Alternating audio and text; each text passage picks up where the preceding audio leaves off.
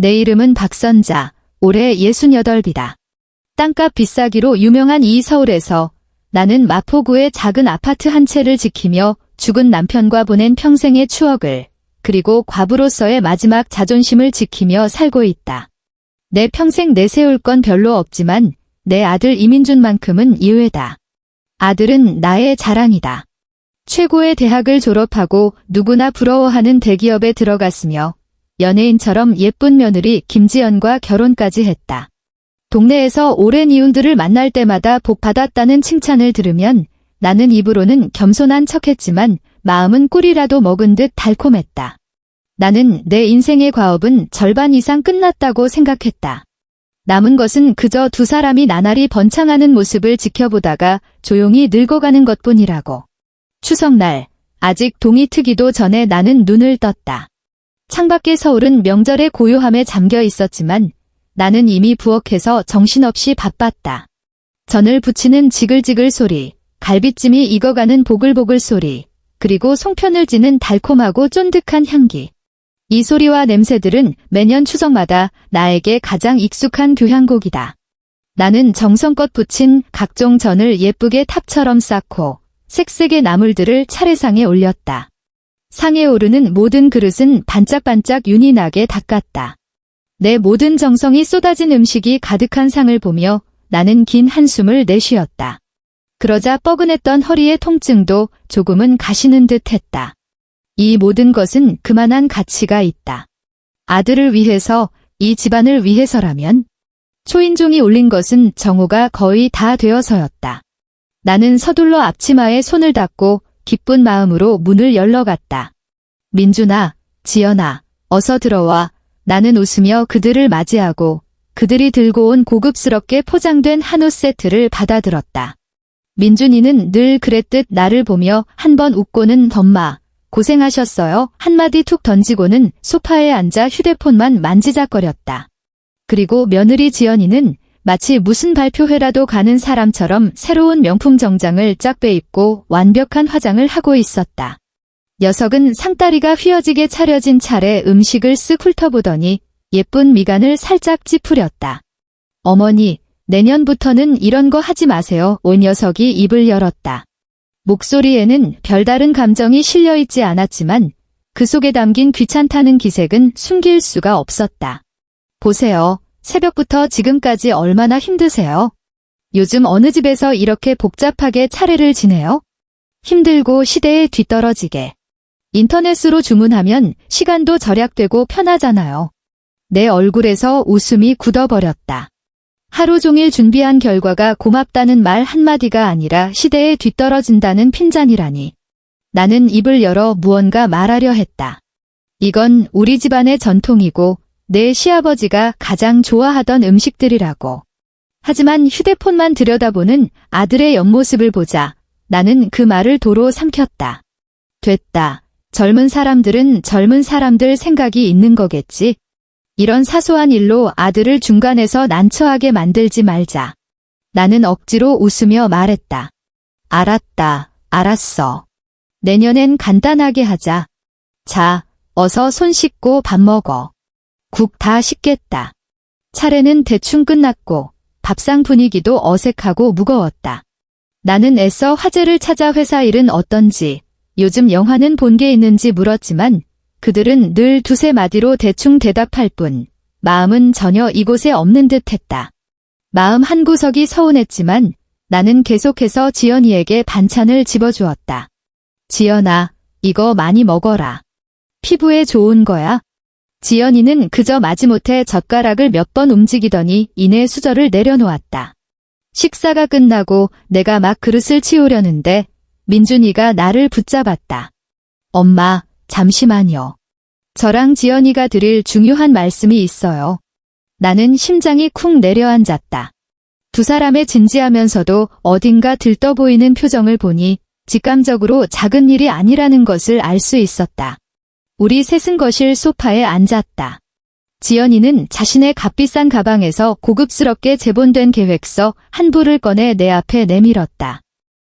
어머니, 이거 한번 보세요. 민준이가 계획서를 가리키며 눈을 반짝였다. 저랑 지연이 퇴사하기로 했어요. 홍대 쪽에 카페를 하나 차리려고요. 퇴사. 카페를 차린다고 나는 깜짝 놀랐다. 민준이의 직장은 얼마나 많은 사람들이 들어가고 싶어 안다라는 좋은 곳인데 어떻게 그렇게 쉽게 그만둔다는 말인가? 어머니는 잘 모르세요. 지연이가 입을 열었다. 그 말투에는 의심의 여지를 허락하지 않는 우월감이 섞여 있었다. 요즘 같은 시대에 평생 남 밑에서 일해봤자 성공 못해요. SNS만 봐도 성공한 젊은 사람들 중에 자기 사업 안 하는 사람이 어디 있어요? 홍대가 지금 제일 핫한 곳인데 저희가 이미 좋은 자리를 받았어요. 인테리어만 특색 있게 하고 인플루언서 몇 명 불러서 홍보하면 무조건 대박 날 거예요. 이게 바로 젊은이들이 꿈을 이룰 수 있는 유일한 기회라고요. 나는 그 계획서를 넘겨보았다. 안에는 타겟 고객 분석, SNS 매트릭스 마케팅, 투자 수익률 예측 같은 내가 도무지 알아들을 수 없는 도표와 단어들로 가득했다. 아주 전문적이고 아주 멋져 보였다. 마치 손에 잡힐 듯한 꿈처럼. 나는 마지막 페이지까지 넘겨보다가 눈을 찌르는 한 숫자를 보았다. 창업 자금 2억 원. 내 심장이 쿵 하고 가라앉았다. 2억 원이라니 나에게는 그야말로 천문학적인 숫자였다. 엄마, 민준이의 목소리가 조심스러워졌다. 이게 적은 돈이 아니란 거 알아요. 저희가 모은 돈이랑 대출받을 수 있는 돈을 합쳐도 아직 많이 부족해서 그래서 저희 생각은 그는 말을 멈추고 지연이와 눈빛을 교환했다. 지연이가 말을 이어받았다. 말투는 훨씬 직설적이었다. 어머니, 저희 생각은 이래요. 지금 혼자 이렇게 넓은 집에 사시는 것도 적적하시잖아요. 차라리 이 아파트를 파시는 게 어때요? 집 한 돈이면 가게 차리기에 딱 맞아요. 그리고 나서는 저희랑 같이 사는 거죠. 저희가 더 큰 집을 사서 모실게요. 앞으로는 저희랑 같이 살면서 복 누리시면 돼요. 저희가 노후 책임질게요. 내 머릿속이 괭하고 울렸다. 집을 팔라고? 이 아파트는 죽은 남편과 내가 밥 먹을 돈까지 아껴가며 한 푼 두 푼 모아서 벽돌 한 장 한 장 쌓아 올린 우리의 집이다. 이곳의 가구 하나하나 구석구석마다 우리가 함께한 추억이 가득하다. 남편은 세상을 떠나기 전 내 손을 잡고 말했다. 선자야, 이 집만 있으면 당신 늙어서도 기댈 곳이 있으니 아무도 당신을 함부로 못할 거라고. 이곳은 단순한 거처가 아니다. 나의 뿌리이자 나의 마지막 기둥이며 자존심이다. 나는 기대감에 가득 찬 아들과 며느리의 얼굴을 보며 발밑에서부터 한기가 올라오는 것을 느꼈다. 그들의 눈에 나의 집, 내 평생의 피와 땀은 그저 자신들의 꿈을 이루기 위한 발판일 뿐이었다. 나는 심호흡을 하고 목소리가 떨리지 않도록 애쓰며 말했다. 민준아, 지연아, 너희가 사업을 하고 싶다니 엄마는 응원한다. 내가 여기 모아둔 돈이 좀 있어? 너희 아버지랑 내가 남겨둔 건데 한 5천만 원 정도 될 거야. 그거 다 가져가렴. 하지만 이 집은 팔 수 없다. 나는 최대한 부드럽게 말했지만 태도는 단호했다. 내 말이 떨어지자마자 지연이의 얼굴에서 미소가 순식간에 사라졌다. 가면을 바꿔 쓴 듯 얼굴이 쫙 굳어버렸다. 그녀는 계획서를 탁 소리 나게 덮어 탁자 위에 던져두고는 아무 말 없이 일어나 베란다로 가버렸다. 민준이의 얼굴도 몹시 굳어 있었다. 그는 침묵한 채 나를 보지도 지연이를 보지도 않고 마치 바닥에 한 점의 깊은 수수께끼라도 있는 듯 그곳만 뚫어지게 쳐다봤다. 거실의 공기는 순식간에 얼음장처럼 차가워졌다. 엄마, 다시 한번 생각해보세요. 한참이 지나서야 민준이가 답답한 목소리로 한마디 했다. 이건 저희를 위해서만이 아니라 엄마를 위해서도 좋은 일이에요. 혼자 계시면 저희도 걱정되고요. 그 말은 걱정하는 것처럼 들렸지만 나는 그 안에 담긴 협박의 의미를 알아차렸다. 그날 이후로 모든 것이 변했다. 그들은 더 이상 예전처럼 매주 나를 보러 오지 않았고 전화도 하루 한 통에서 일주일에 한 통으로 줄었으며 그마저도 몇 마디 나누지 않고 서둘러 끊어버렸다. 내가 전화를 걸면 열에 8분 지연이가 받았고 그녀의 목소리는 늘 얼음장처럼 차갑고 짜증이 묻어났다. 민준 씨 회의 중이에요. 민준 씨 야근해요. 민준 씨 출장 갔어요. 나는 그것이 모두 핑계라는 것을 알았다. 한 번은 내가 평소처럼 배추김치, 무김치 등 민준이가 어릴 때부터 가장 좋아하던 김치를 여러 통 가득 담갔다. 나는 1시간이 넘게 지하철을 타고 숨을 헐떡이며 그들의 집으로 가져다 주었다. 문을 연 것은 지연이었다. 그녀는 내 손에 들린 보따리들을 힐끗 보더니 문도 열어주지 않았다. 어머니, 왜 또 이런 걸 가져오셨어요? 그녀는 문을 막아선 채 싫은 기색을 전혀 숨기지 않고 말했다. 저희 집 냉장고 꽉 차서 넣을 데도 없어요? 그럴 리가? 저번에 왔을 땐 냉장고가 텅 비었던데 자리가 없으면 없는 거죠. 그녀는 내 말을 끊고 내 손에서 봉지를 낚아채듯 받아들고는 집 안으로 휙 들어가 버렸다. 나는 까치발을 들고 아들이 집에 있는지 보려고 했지만 보이는 것은 부엌으로 걸어간 지연이가 내가 힘들게 만들어온 김치를 포장 용기째로 쓰레기통에 처박는 모습뿐이었다. 쓰레기통 뚜껑이 닫히는 순간 내 마음에도 무거운 뚜껑이 덮였다. 나는 그들의 차가운 현관문 밖에 서서 마치 구걸하러 온 거지처럼 손발이 차갑게 식어갔다. 이런 식의 냉담한 폭력은 몇 달 동안 계속되었다. 나는 매일 자책과 고통 속에서 하루를 보냈다. 내가 정말 너무 이기적인 걸까? 정말 아들의 행복을 가로막는 걸림돌이 된 걸까? 나는 밤새 잠을 이루지 못했고 흰머리도 더 늘었다. 곧 새해가 되었다. 전통에 따라 새해에도 차례를 지내야 했다. 나는 한참을 망설였다. 예전처럼 또 음식을 준비해야 할까? 나의 정성스러운 준비가 또다시 차가운 외면으로 돌아올까 봐 두려웠다. 하지만 다시 생각해보니 새해는 어쨌든 온 가족이 모이는 날이고 친척들도 모두 올 텐데 그들도 체면이라는 게 있지 않을까? 어쩌면 이것이 관계를 회복할 기회일지도 모른다.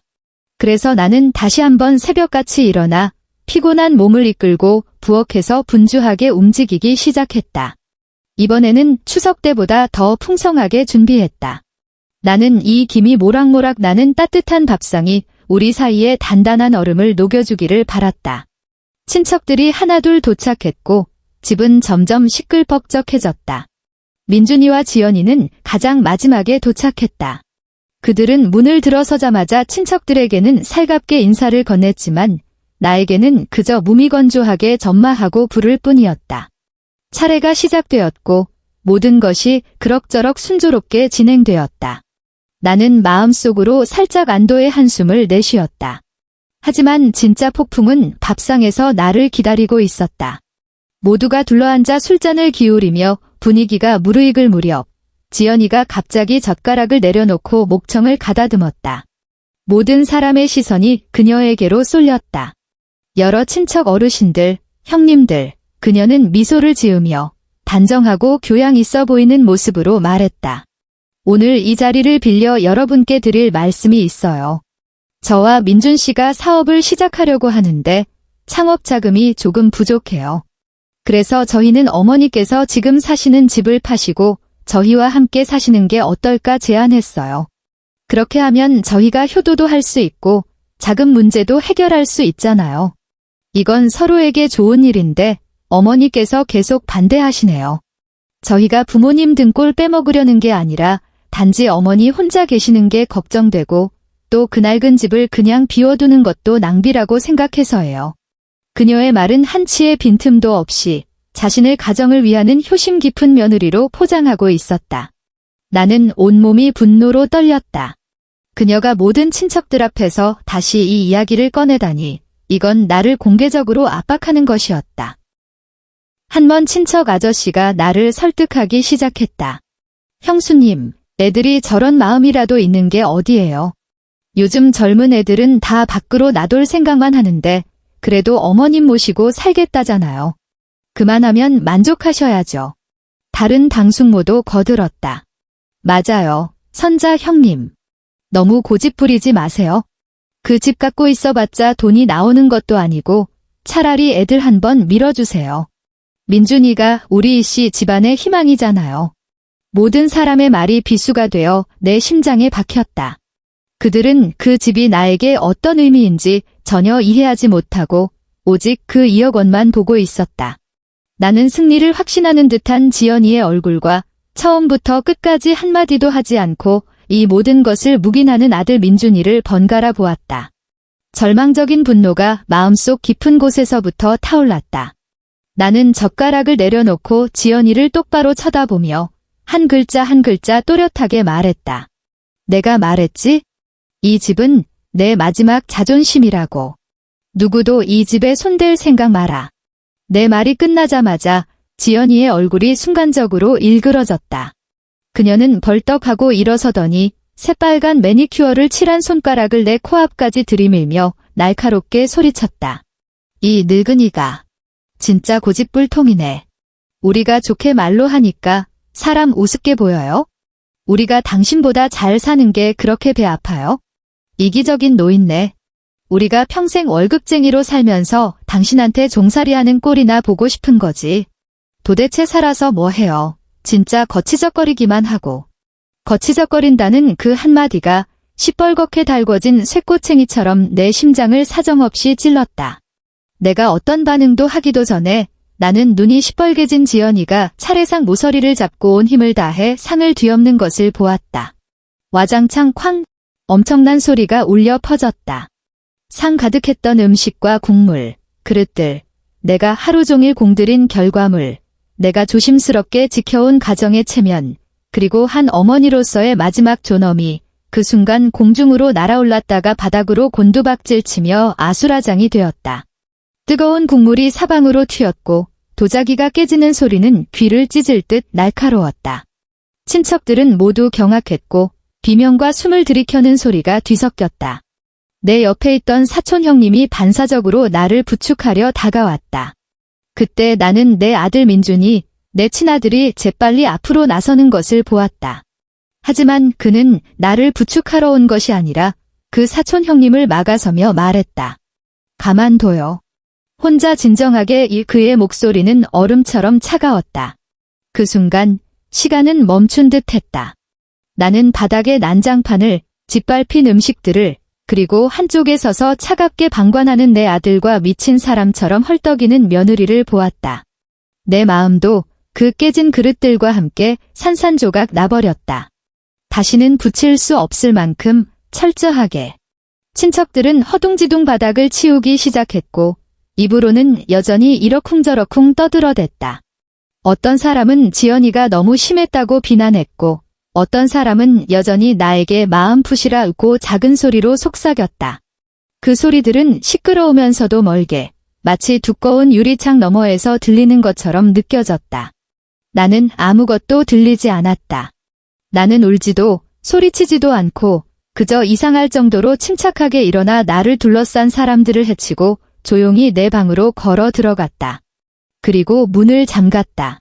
나는 차가운 문에 등을 기댄 채 밖의 소란스러운 소리를 들으며 머릿속이 하얗게 비는 것을 느꼈다. 이 늙은이가 진짜 거치적거리네 라는 말과 혼자 진정하게 도용라는 아들의 말이 저주처럼 귓가에서 맴돌았다. 나는 눈물 한 방울 흘리지 않았다. 눈물은 슬픔과 억울함을 위해 흘리는 것이라는 걸 알기 때문이었다. 그 순간 내 마음에는 뼛속까지 시린 한기와 죽음 같은 정막만이 남아있었다. 나는 침대 머리맡 서랍에서 휴대폰을 꺼내 오랫동안 연락하지 않았던 번호를 찾았다. 고등학교 동창인 최영미였다. 그녀는 나중에 서울에서 유명한 세무 변호사가 되었다. 똑똑하고 유능하고 나와는 완전히 다른 세계의 사람이었다. 우리는 가끔 동창회에서 만나기는 했지만 깊은 사이는 아니었다. 하지만 왠지 모르게 그 순간 내가 유일하게 떠올릴 수 있는 사람은 그녀뿐이었다. 전화가 연결되자 저편에서 영미의 늘 침착하고 조리 있는 목소리가 들려왔다. 선자 언니. 새해 복 많이 받아. 웬일이야, 갑자기 전화하고? 나는 휴대폰을 쥔 채 한참을 침묵하다가 나 자신도 낯설게 느껴지는 평온한 목소리로 말했다.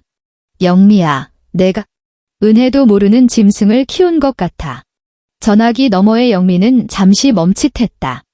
그녀는 다른 사람들처럼 서둘러 나를 위로하거나 무슨 일이냐고 묻지 않았다. 그저 조용히 들으며 내가 계속 말하기를 기다렸다. 나는 추석 이후의 일들, 집을 팔라는 제안부터 냉담한 폭력, 그리고 방금 전 뒤집힌 밥상까지 모든 것을 거의 무감각한 어조로 남김없이 이야기했다. 내 말이 끝나자 전화기에서는 긴 침묵이 흘렀다. 내가 그녀가 슬퍼하지 마, 마음 풀어 같은 쓸데없는 말을 할 것이라고 생각했을 때 영미는 지극히 냉정하고 전문적인 어조로 물었다. 언니, 어떻게 하고 싶어? 나는 멍해졌다. 어떻게 하고 싶냐고 그녀가 다시 한번 반복했다. 그놈들한테 쓴맛을 좀 보여주고 후회하게 만들고 싶어? 아니면 아주 깨끗하게 연을 끊고 다시는 안 보고 싶어? 그녀의 말은 수수용 메스처럼 내 혼란스러운 생각을 정확하게 갈라놓았다. 그래, 내가 뭘 더 어떻게 할 수 있을까? 계속 참고 견디며 그들이 양심의 가책을 느끼길 바랄까?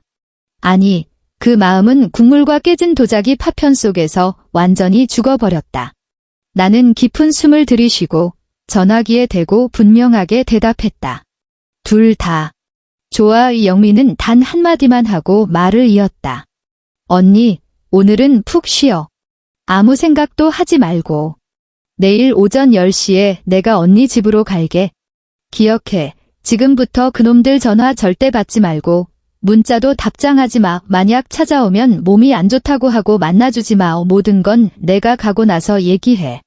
전화를 끊고 나니 몇 달 동안 내 마음을 짓누르던 거대한 돌덩이가 조금 움직이는 것 같았다. 나는 침대에 누워 뜬 눈으로 밤을 새웠지만 이번에는 더 이상 어둠 속에서 자책하고 고통스러워하던 박선자가 아니었다. 다음 날 오전 10시, 영미는 정확한 시간에 우리 집 초인종을 눌렀다. 그녀는 세련된 정장 차림의 서류 가방을 들고 있었고 보기에도 매우 당차 보였다. 집에 들어서자마자 그녀는 먼저 크지는 않지만 내가 먼지 하나 없이 깨끗하게 정돈해 놓은 아파트를 둘러보고는 내 맞은편 소파에 앉았다. 언니, 집이 참 아늑하네. 그녀의 첫마디는 조금 의외였다. 나는 쓴웃음을 지었다. 그럼 남편이랑 내 평생의 피땀이 다 여기에 있는데. 그러니까 더더욱 늑대 같은 놈들한테 뺏길 수 없지. 영미는 서류 가방을 열어 서류 뭉치와 노트북을 꺼냈다. 상황을 분석해보자. 첫째, 이 아파트는 언니 개인 명의고 소유권이 명확해서 언니가 100% 처분 권한을 가지고 있어. 둘째, 이민주는 언니의 유일한 법정 상속인이지만 그건 언니가 사망한 후의 일이야. 언니가 살아있는 한 그는 언니 재산에 간섭할 권리가 없어. 그녀의 논리 정연한 분석은 혼란스러운 내 머릿속에 한 줄기 빛처럼 들어왔다. 그놈들의 지금 목적은 명확해. 언니가 집을 팔아서 자기들 사업 자금을 대게 하는 거야? 어제 그 난리는 플랜 B였어. 플랜 A는 구슬리는 거였고 플랜 B는 사람들 앞에서 압박해서 언니 체면을 깎아내리고 압박감에 못 이겨 굴복하게 만드는 거였지. 이제 플랜 B도 실패했으니 그놈들의 플랜 C는 뭘까? 나는 고개를 저었다. 영미가 웃었다. 그 미소에는 모든 것을 꿰뚫어보는 듯한 날카로움이 있었다. 플랜 C는 언니를 건너뛰는 거지? 그녀의 말에 나는 심장이 철렁했다. 언니, 못 믿겠지. 영미는 그렇게 말하며 나에게 한 사람을 더 소개해 주었다. 마포구에서 가장 믿을 만한 부동산 중개업을 하는 친구가 있는데 성이 김씨라고 했다. 그녀는 이미 김 사장에게 미리 연락을 해두었다고 했다. 우리 셋은 눈에 띄지 않는 한 카페에서 만났다. 김 사장은 성실해 보이는 인상이었다. 그는 나를 보자마자 먼저 고개를 숙여 인사하고 말했다. 박 여사님, 영미 변호사님께 말씀은 다 들었습니다. 실은 제가 마침 여사님께 연락드릴 기회를 찾고 있었습니다. 최근 한 달 정도 젊은 부부 한 쌍이 계속해서 다른 손님들을 데리고 와서 이 건물 같은 평형의 집을 보고 갔습니다. 내 심장이 가라앉았다. 그 부부, 남자는 이민준, 여자는 김지연이라고 합니다. 김 사장은 내 예상을 확인시켜 주었다. 그들은 집주인이 남편의 어머니인데 연세가 많으셔서 아들과 합가해서 편안한 노후를 보내고 싶어 하신다고 그래서 시세보다 10% 싸게 팔 의향이 있다고 말하고 다녔습니다. 집주인께서 거동이 불편하셔서 자기들이 모든 걸 위임받았다고 하더군요. 이미 여러 구매자가 큰 관심을 보였습니다. 이 말을 듣는 순간 나는 온몸이 차갑게 식는 것을 느꼈다. 나는 아직도 그들의 냉담함에 마음 아파하고 있었는데 그들은 이미 내 등 뒤에서 낡은 가구 하나 팔아치우듯 내 집과 내 노후를 팔아넘기고 있었다. 노모께서 아들과 함께 살고 싶어 하신다니 얼마나 역겹고 악랄한 거짓말인가. 카페에서 나오자 서울의 겨울 찬바람이 얼굴을 때렸지만 나는 추위를 느끼지 못했다. 내 마음이 이 날씨보다 1100배는 더 차가웠기 때문이다. 언니, 이제 알겠지? 영미가 내 어깨를 두드리며 말했다. 저런 인간들을 상대할 땐 마음으로 하면 안 돼, 머리를 써야지. 그녀가 나를 위해 세운 계획은 대담하고 치밀했다. 나는 다 듣고 나서 한참을 침묵했다. 정말 이렇게까지 해도 될까? 그래도 내 친아들인데.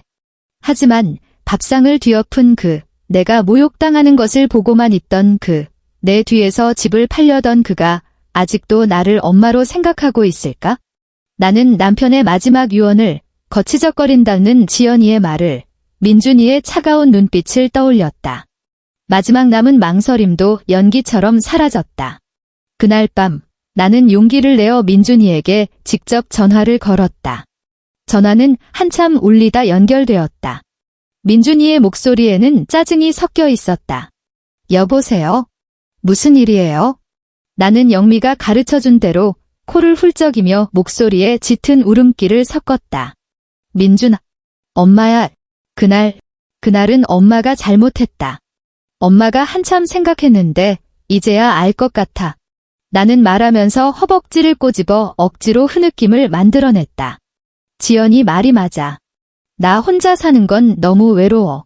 너희가 그런 효심으로 날 모시겠다고 하는데 그건 내 복이지. 엄마가 이제야 깨달았어. 나 집 팔고 너희랑 같이 살면서 편안하게 노후를 보낼게. 전화기 저편에서 몇 초간 침묵이 흘렀다. 나는 그가 숨을 참는 소리까지 들을 수 있을 것 같았다. 곧이어 전화기 배경음으로 지연이의 참지 못하는 기쁨의 비명소리가 들렸다. 그녀가 금방 입을 막았지만 나는 똑똑히 들었다. 엄마. 진짜예요. 민준이의 목소리가 갑자기 열정적이고 흥분으로 가득 찼다. 정말 마음 바꾸신 거예요? 너무 잘 됐어요. 제가 그럴 줄 알았어요. 엄마가 절 제일 아끼시잖아요. 걱정 마세요. 저희가 꼭 크고 좋은 새집 구해서 편안하게 사실 수 있게 해드릴게요. 그날부터 그들의 태도는 180도 바뀌었다. 그들은 다시 효심 깊은 자들과 며느리로 돌아왔다. 거의 매일같이 찾아와 손에는 비싼 홍삼액이나 수입 영양제를 들고 있었다. 지연이는 더욱 살갑게 내 팔짱을 끼고 입만 열면 어머니, 어머니 하며 누구보다 달콤하게 불렀다. 어머니, 이 아파트 어떠세요? 스카이 가든도 있고 헬스장도 있어서 산책하시기 딱 좋아요. 어머니, 이 집은 최상층 복층인데 위층은 어머니 쓰시게 하면 조용하고 저희가 절대 방해 안 할게요. 그들은 자신들이 골라놓은 새 집을 보여주러 나를 데리고 다녔다. 그 집들은 정말 크고 멋졌지만 나는 그 차가운 모델하우스를 보며 마음속에 아무런 감흥도 일지 않았다. 나는 그저 행복에 겨워 정신이 없고 미래에 대한 기대로 가득 찬 늙은 어머니를 연기하며 웃고 고개를 끄덕이며 좋다, 정말 좋다 오고 말할 뿐이었다. 나의 순종적인 태도는 그들을 기쁨에 들뜨게 했고 경계심을 풀게 만들었다. 그들은 내가 빨리 집을 팔도록 재촉했다. 자기들이 봐둔 구매자가 더는 못 기다리겠다며 더 시간을 끌면 홍대의 좋은 가게 자리를 다른 사람에게 뺏길 거라고 했다. 나는 그들보다 더 조급한 척했다. 그래, 그럼 서둘러야지. 너희 젊은 사람들 큰일 그르치면 안 되지. 그들의 도움과 재촉 아래 집을 파는 절차는 쏜살같이 진행되었다. 그들은 예전에 연락해두었던 구매자와 중개인을 데려와 아는 사람이니 일 처리도 빠르고 싸게 해주는 것이라며 시세보다 10%나 낮은 가격으로 밀어붙였다. 계약하는 날, 날씨는 아주 좋았다. 햇살이 창문을 통해 내 작은 아파트로 들어와 따스하게 퍼졌다. 민준이와 지연이는 아침 일찍부터 찾아와 마치 자신들의 카페가 성대하게 개업하는 장면이라도 보는 듯 희색이 만면했다. 구매자와 중개인도 곧 도착했고 거실은 금세 사람들로 가득 찼다. 지연이는 미리 준비해둔 주택 매매 계약서를 내 앞에 내밀며 펜까지 싹싹하게 쥐어주었다. 어머니, 보세요. 계약서는 저희가 다 확인했으니까 문제없어요. 여기에 서명만 하시면 돼요. 그녀의 목소리는 감출 수 없는 흥분으로 가득했다. 나는 펜을 받아 들었지만 바로 서명하지 않았다. 나는 고개를 들어 거실에 있는 사람들을 둘러보았다. 내 아들, 내 며느리, 내 집을 사게 될 낯선 사람, 그리고 직업적인 미소를 띤 중개인까지. 그들 각자의 얼굴에는 기대라는 두 글자가 쓰여 있었다. 나는 살짝 웃으며 펜을 탁자 위에 내려놓았다. 그리고 그들의 의아한 시선 속에서 천천히 일어나 침실로 걸어 들어갔다. 침대 머리맡 가장 깊은 서랍에서 다른 서류 한 부를 꺼내왔다. 나는 거실로 돌아와 그 서류를 민준이와 지연이 앞에 조용히 밀어놓았다. 이 계약서에 서명하기 전에 너희가 먼저 이걸 봐야 할 것 같구나. 민준이와 지연이는 의아한 표정으로 서로를 쳐다보더니 그 서류를 집어들었다. 그들이 서류 제목에 적힌 부동산 증여 및 신탁 공정증서라는 커다란 글자를 확인했을 때 두 사람의 얼굴은 순식간에 환희에서 경악으로 바뀌었다. 나는 소파에 다시 앉아 이미 조금 식어버린 차를 들어 가볍게 불고는 나지막하지만 거실의 모든 사람이 똑똑히 들을 수 있는 목소리로 천천히 입을 열었다. 죄송하지만 모두 헛걸음하셨네요. 이 집은 지난주부터 법적으로 제 소유가 아닙니다. 나는 잠시 말을 멈추고 새하얗게 질린 두 사람의 얼굴을 보며 미소와 함께 말을 마쳤다. 저는 이 집을 제 변호사에게 전권 신탁했습니다. 제가 죽은 후에 이 집은 유산으로서 부산에 사는 형편이 어려운 제 조카네 가족에게 돌아갈 겁니다. 아마 그들이 누구보다 이 집을 더 필요로 할 테니까요. 민준이와 지연이의 얼굴은 마치 얼어붙은 것처럼 핏기 하나 없이 창백해졌다가 믿을 수 없다는 듯 시퍼렇게 변해갔다. 지연이의 손은 가을바람에 떨리는 낙엽처럼 떨렸고 그 공정증서는 그녀의 손에서 미끄러져 바닥으로 떨어졌다. 아니, 아닐 거야. 이건 말도 안 돼. 그녀는 중얼거리며 마치 내 얼굴에서 거짓말의 흔적이라도 찾아내려는 듯 나를 뚫어지게 쳐다봤다. 왜 말이 안 되지? 나는 평온하게 그녀를 바라보았다. 여기 흰 건 종이고 검은 건 글씨인데 공증사무소 직인까지 찍혀 있으니 너희 손에 있는 그 매매 계약서보다는 훨씬 효력이 클걸. 옆에 있던 구매자와 중개인이 가장 먼저 정신을 차렸다. 구매자는 벌떡 일어나 지연이의 코를 가리키며 욕을 퍼부었다. 김지연 씨, 이민준 씨, 지금 장난해요? 집이 당신들 것도 아닌데 나한테는 왜 집을 보여주고 계약을 하자고 한 겁니까? 중개인의 얼굴도 잿빛이 되었다.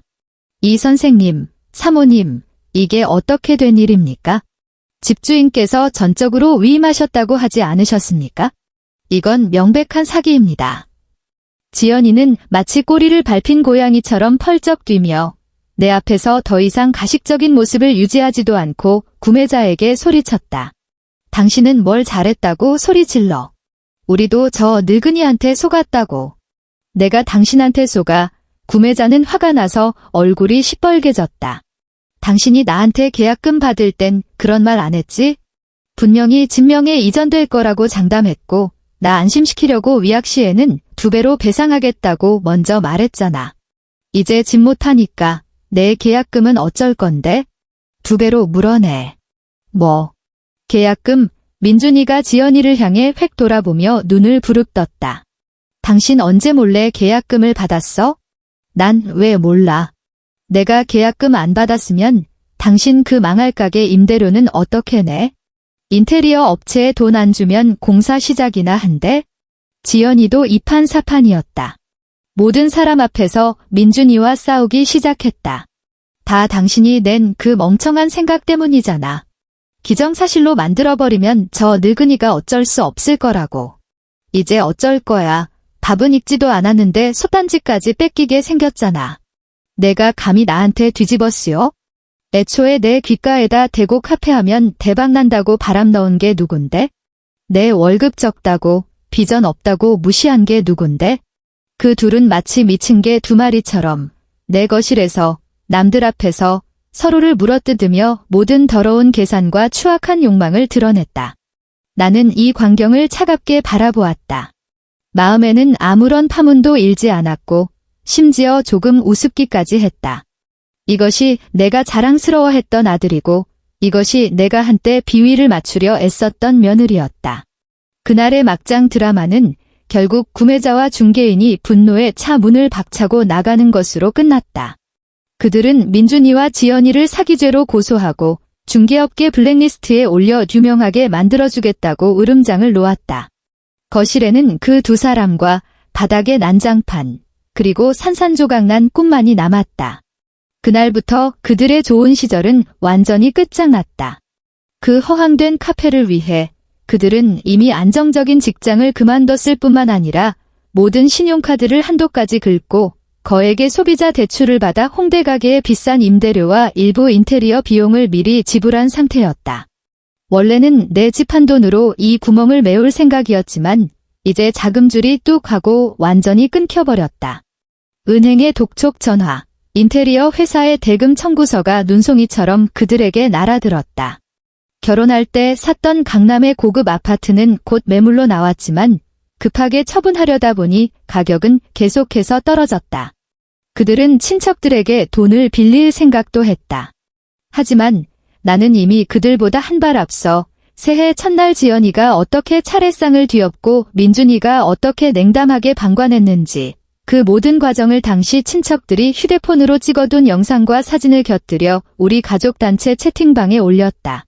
나는 일부러 한마디 덧붙였다. 이 늙은 몸뚱이가 너무 거치적거려서 자식들 부자 되는 길을 막지 않으렵니다. 다만 앞으로 이 효자 효부에게 돈을 빌려주는 분이 있다면 저 박선자가 그 친척과는 연을 끊는 것으로 알겠습니다. 채팅방은 순식간에 발칵 뒤집혔다. 한때 나에게 마음 푸시라고 권했던 친척들은 영상을 보고 모두 침묵했다.